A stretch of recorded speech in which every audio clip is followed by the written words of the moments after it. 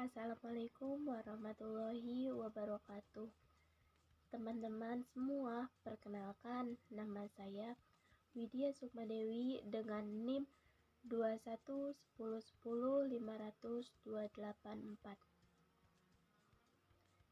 Kali ini saya akan membahas mengenai analisis laporan keuangan. Jadi, pada analisis laporan keuangan ini terdapat rasio-rasio yang akan digunakan untuk menganalisis laporan keuangan. Di sini kita akan membahas mengapa laporan keuangan itu perlu dianalisis. Kemudian, apa saja sih yang ada di laporan keuangan? Sebenarnya menggambarkan apa dan kegunaannya untuk apa? Yang pertama ada laporan keuangan. Dari pengertian laporan keuangan itu ialah untuk meringkas kegiatan dan hasil dari kegiatan, terutama dalam konteks keuangan. Jadi, untuk meringkas keseluruhan keuangan yang ada di dalam perusahaan dalam jangka waktu tertentu. Biasanya laporan keuangan itu bersifat ada yang tahunan dan dipublish dalam 1 tahun sekali. Ada juga yang berkuartal, kuartal 1, kuartal 2, kuartal 3. Berarti ini adalah laporan keuangan per 3 bulan.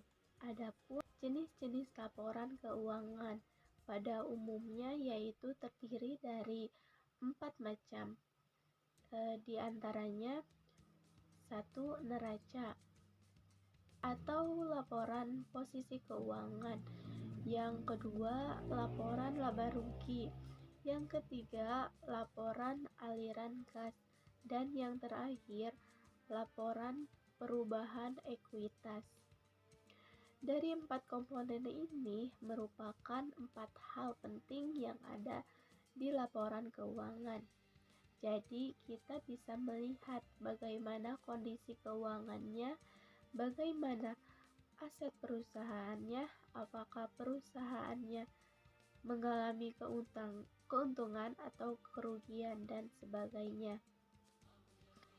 Kemudian di sini kita akan membahas pentingkah laporan keuangan.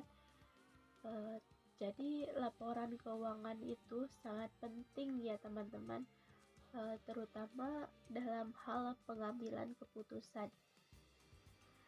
Nah, untuk pengambilan keputusan siapa sih? Yaitu untuk shareholder dan stockholder, yang dimana shareholder atau yang disebut juga stockholder ini memiliki perusahaan atau pemegang saham, di mana laporan keuangan itu penting terutama untuk evaluasi kinerja. Misalnya kita akan melihat evaluasi kinerja keuangan supaya kita ada gambaran nih kondisi atau kinerja perusahaan di masa depan seperti apa. Bisa juga kita melihat dari data historisnya. Laporan keuangan ini bisa menjadi acuan bagi para pemegang saham untuk melihat masa depan perusahaan di tahun berikutnya. Di periode berikutnya, biasanya shareholder itu suka ada rapat tahunan yang namanya RUPS atau yang disebut juga rapat untuk pemegang saham. Mereka biasanya membahas tentang prospek perusahaan, kinerja tahunan, kondisi keuangannya seperti apa, dan bagaimana nanti penggantian manajer, pimpinan, direksi, dan lain sebagainya. Semua dibahas di RUPS, dan salah satu acuannya adalah menggunakan acuan laporan keuangan, Nah, itu bagi shareholder ya teman-teman. Sedangkan di sini laporan keuangan juga berguna dalam eh, pengambilan keputusan stakeholder. Hmm, Stakeholder ini ialah pemangku kepentingan. Jadi, pemangku kepentingan ini ialah pihak-pihak yang berkaitan atau berhubungan dengan perusahaan, tapi bukan sebagai pemilik perusahaannya. Contohnya yaitu pegawai, supplier, kreditur, konsumen, dan lain sebagainya. Jadi intinya orang-orang yang berkaitan dengan perusahaan tetapi bukan dengan pemiliknya.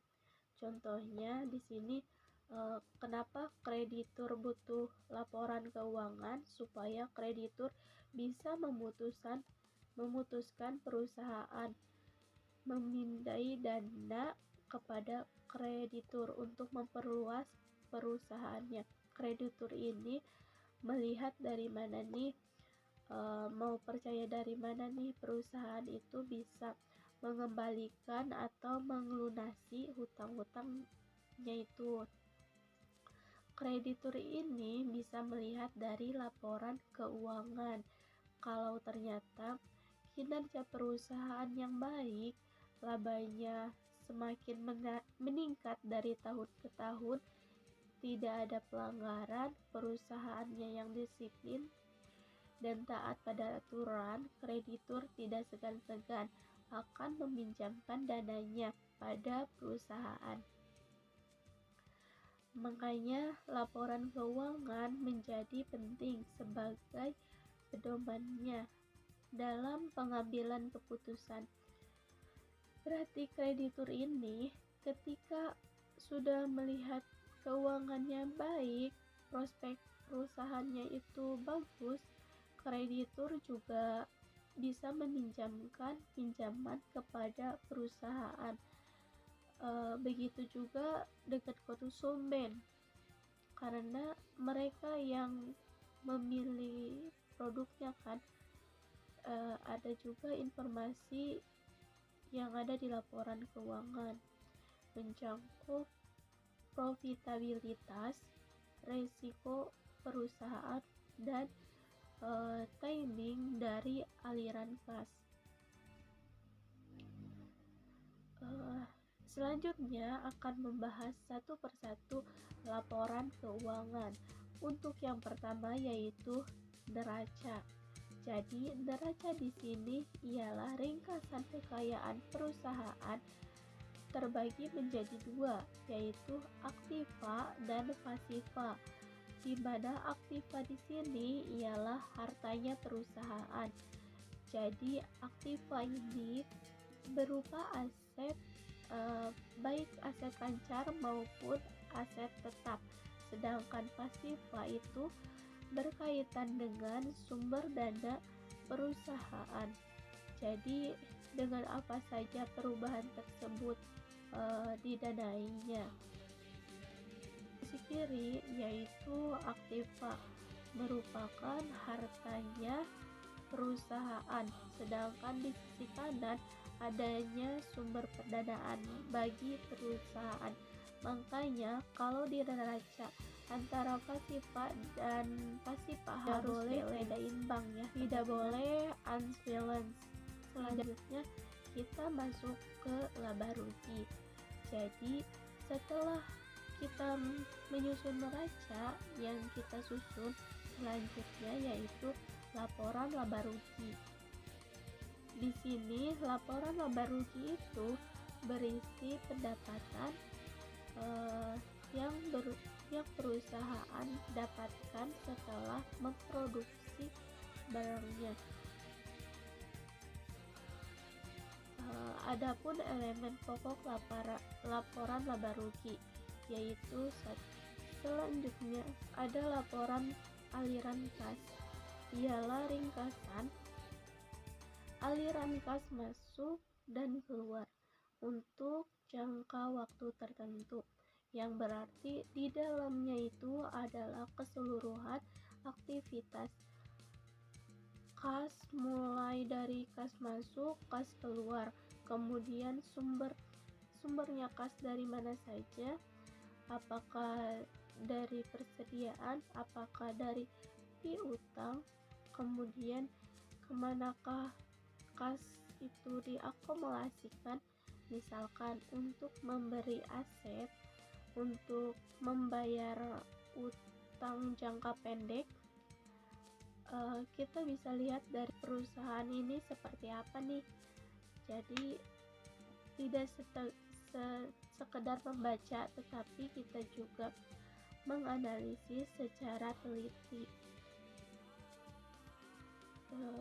Dan juga manajer keuangan barangkali memerlukan informasi tambahan yang tidak tersedia di laporan keuangan. Misalnya ada beberapa hal yang harus memang berhubungan dalam perusahaan. Kemudian kita masuk ke analisis rasio keuangan. Dari segi keuangan kita akan menganalisis, terdapat 5 poin. Ada 5 rasio keuangan, yaitu rasio likuiditas, rasio aktivitas, rasio utang, rasio rotabilitas, rasio pasar. Nah, kita di sini akan membahas satu persatunya, yaitu yang pertama ada rasio likuiditas. Ialah rasio yang mengukur kemampuan likuiditas jangka pendek perusahaan. Jadi maksudnya di sini adalah rasio yang mengukur seberapa mampu perusahaan itu melunasi hutang dalam jangka waktu pendek.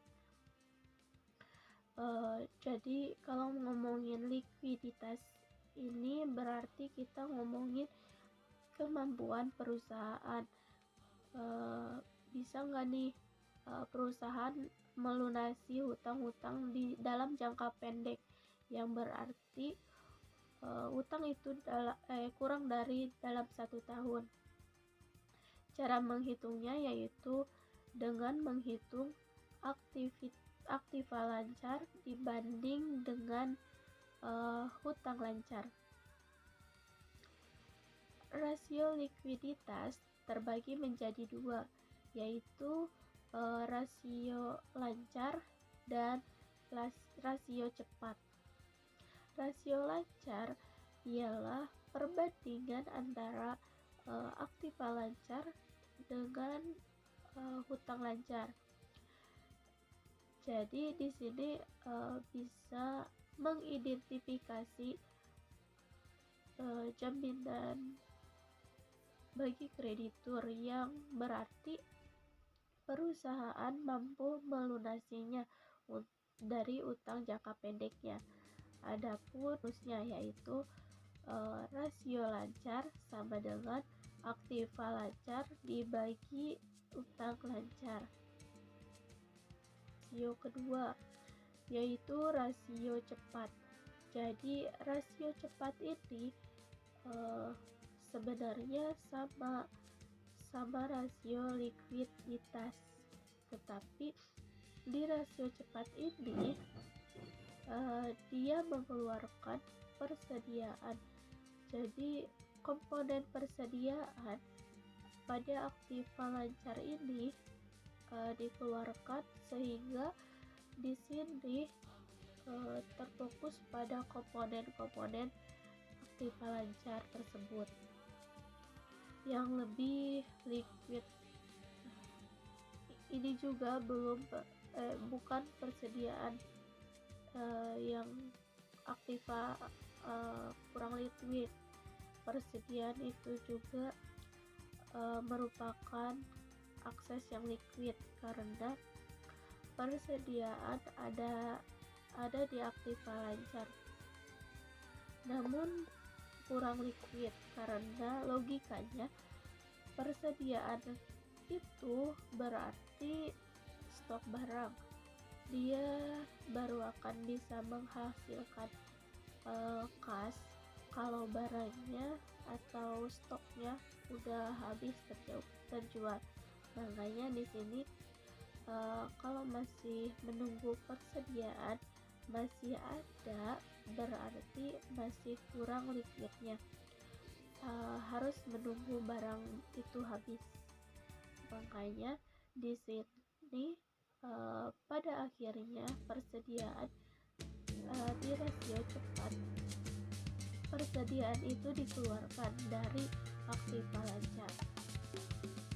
Jadi bedanya hanya di rasio cepat dan mengeluarkan komponen persediaan. Untuk yang selanjutnya, rasio aktivitas. Jadi di sini lebih kepada efektivitas perusahaan. Dan ada 3 macam rasio, ialah perputaran piutang, perputaran persediaan, dan perputaran aktiva. Contohnya ialah perputaran piutang, berapa lama waktu yang diperlukan untuk melunasi piutang tersebut yang dipunyai oleh perusahaan. Maksudnya dari sini ialah kalau perusahaan itu punya piutang, berarti perusahaan itu memberikan piutang kepada konsumen atau pelanggan. Makanya piutang itu dikeluarkan dan kemudian piutang itu tertagih. Kalau misalkan piutang itu tertagih, otomatis perusahaan itu akan dapat kas dari konsumen tersebut. Jadi misalkan nih ada konsumen membeli produk secara kredit, otomatis perusahaan akan mengeluarkan piutangnya. Nah, piutangnya ini jika sudah terbayar, kalau ternyata konsumennya sudah bisa melunasi piutangnya, otomatis perusahaan itu akan mendapatkan kas dari sananya ya, karena piutangnya sudah tertagih. Makanya jika rasio perputaran hutang ini semakin tinggi nilainya, maka akan semakin bagus. Berarti semakin banyak pelanggan yang melunasi piutangnya, semakin banyak piutang tertagih. Begitu juga dengan perputaran persediaan. Makanya jika rasio perputaran hutang ini semakin tinggi nilainya, maka akan semakin bagus. Berarti semakin banyak pelanggan yang melunasi piutangnya, semakin banyak piutang tertagih. Begitu juga dengan perputaran persediaan. Jadi semakin besar angka perputarannya persediaan, maka semakin efektif juga perusahaan mengelola persediaannya. berarti mereka semakin sering restock produknya, berarti sering habis karena penjualan itu sangat laku, penjualan itu rame, produk itu habis, otomatis mereka ngerestock lagi, isi ulang persediaannya lagi. uh, Intinya akhirnya semakin tinggi. Selanjutnya perputaran aktiva. uh, jadi perputaran aktiva ini ialah perputaran dari keseluruhan aset. Jadi tidak ada aset yang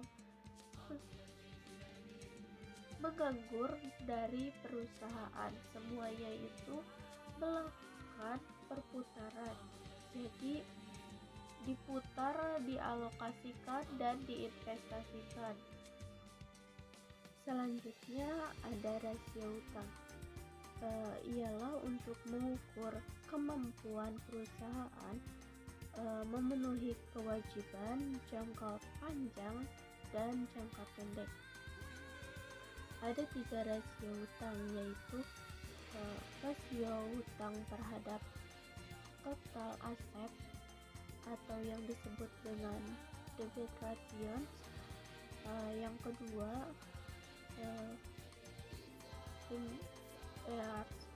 yang ketiga fixed charge coverage.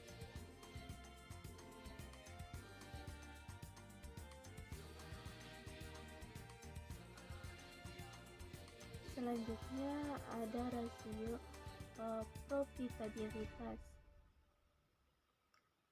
Nah, ini biasanya rasio yang paling umum dilihat sama orang.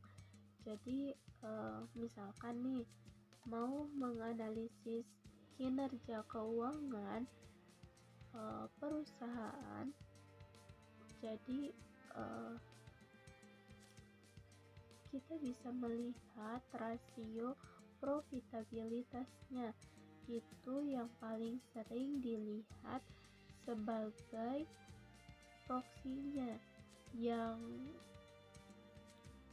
yang mempresentasikan bahwa kinerja perusahaan itu bagus atau tidak bagus.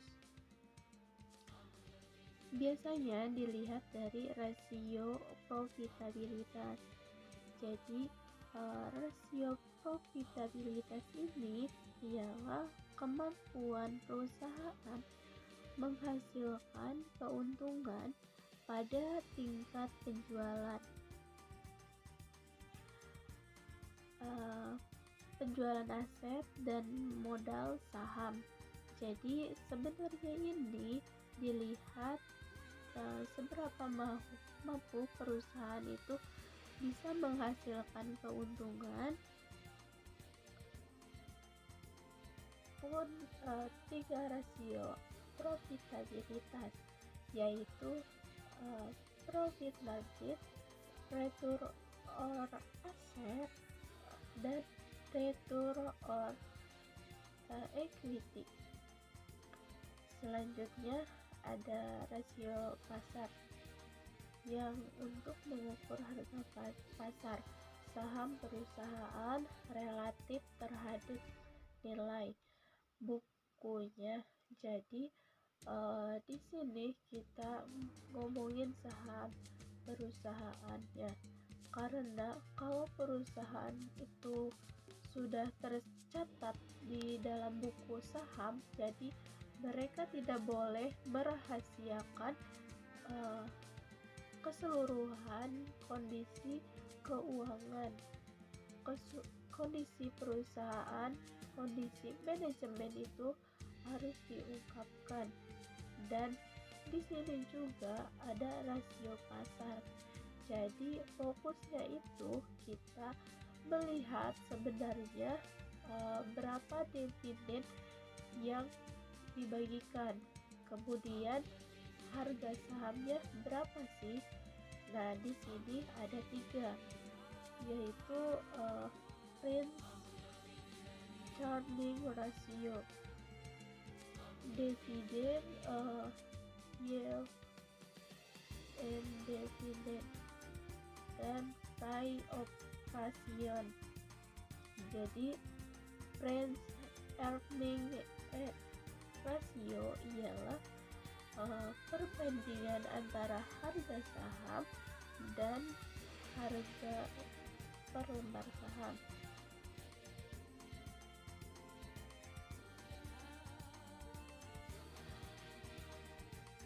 Jadi fokusnya itu kita melihat sebenarnya berapa dividen yang dibagikan, kemudian harga saham. Nah, di sini ada 3, yaitu French earning ratio, dividend yield, dan dividend pay operation. Jadi French earning ratio ialah perbandingan antara harga saham dan harga per lembar saham. Dividend yield ialah tingkat keuntungan yang dibagikan oleh perusahaan kepada investor. Sedangkan dividend pay operation ialah persentase setiap keuntungan yang diperoleh dan didistribusikan kepada pemegang saham. Baik, mungkin hanya itu yang bisa saya sampaikan di materi analisis laporan keuangan ini. Kurang lebihnya mohon maaf. Wassalamualaikum warahmatullahi wabarakatuh.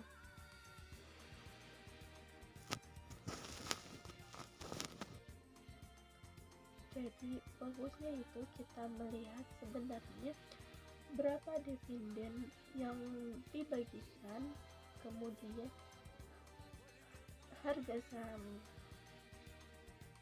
Nah, di sini ada 3, yaitu French earning ratio, dividend yield, dan dividend pay operation. Jadi French earning ratio ialah perbandingan antara harga saham dan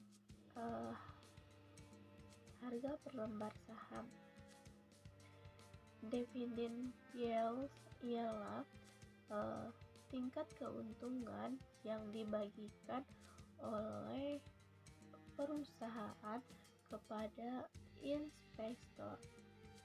Sedangkan dividend pay operation ialah persentase setiap keuntungan yang diperoleh dan didistribusikan kepada pemegang saham. Baik, mungkin hanya itu yang bisa saya sampaikan di materi analisis laporan keuangan ini. Kurang lebihnya mohon maaf. Wassalamualaikum warahmatullahi wabarakatuh.